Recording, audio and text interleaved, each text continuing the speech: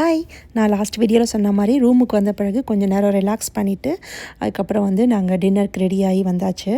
ஒரு டேவும் வந்து ஒரு ஒரு தீம் இருக்கும் ஈவினிங் பார்ட்டிக்கு. இன்றைக்கி தீம் பார்த்திங்கன்னா ஒயிட் ட்ரெஸ் தீம் தான். ஸோ நல்லா ஒயிட் ட்ரெஸ் பண்ணிவிட்டு வந்தாச்சு. 9 வந்து டின்னர் டைம் வந்து க்ளோஸ்ட். பட் ஆனால் 8:30 ஸ்லாட் இருக்குது. பட் இருந்தாலும் எங்களுக்கு சர்வ் பண்ணுறவங்க வந்து கொஞ்சம் கரெக்டாக சீக்கிரம் வந்துடுங்க, முன்னாடியே ஆர்டர் பண்ணிட்டிங்கன்னா வந்து கிச்சன் க்ளோஸ் பண்ணுறதுக்குள்ளே உங்களுக்கு நாங்கள் சர்வ் பண்ண முடியும் அப்படின்னு சொல்வார். So is very nice person நாங்கள் மீட் பண்ணதில். அண்ட் அது முடிச்சுட்டு பார்த்திங்கன்னா எங்களுக்கு 10 வந்து ஒரு ஷோ இருந்துச்சு, அக்வா ஷோ. இது வந்து ரொம்ப சூப்பராக இருந்தது. ஆக்சுவலி இது வந்து 1 hour கிட்ட போச்சு. ரொம்ப நல்லா இருந்துச்சு. நல்ல ஒரு என்டர்டெயின்மெண்ட்டு. அவ்வளோ தூரம் அந்த வாட்டர்லேயே அவ்வளோ டான்ஸிங்கு, மேலேருந்து ஜம்ப் பண்ணுறது, டைவ் எல்லாமே வந்து சூப்பராக இருந்தது. நல்லாவே என்ஜாய் பண்ணோம்.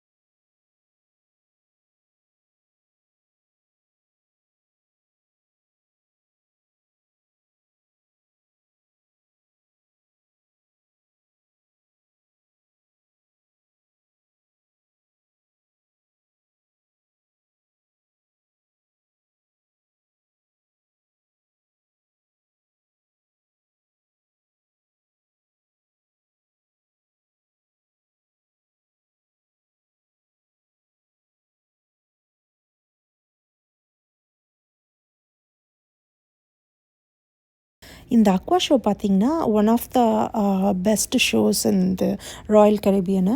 ஸோ அதனால் இது ஏற்கனவே நாங்கள் மிஸ் பண்ணுற மாதிரி இருந்துச்சு. நாங்கள் வந்து 2 days பிஃபோர் வந்த டே அண்ட் செகண்ட் டே வந்து நாங்கள் புக் பண்ணியிருந்தோம்.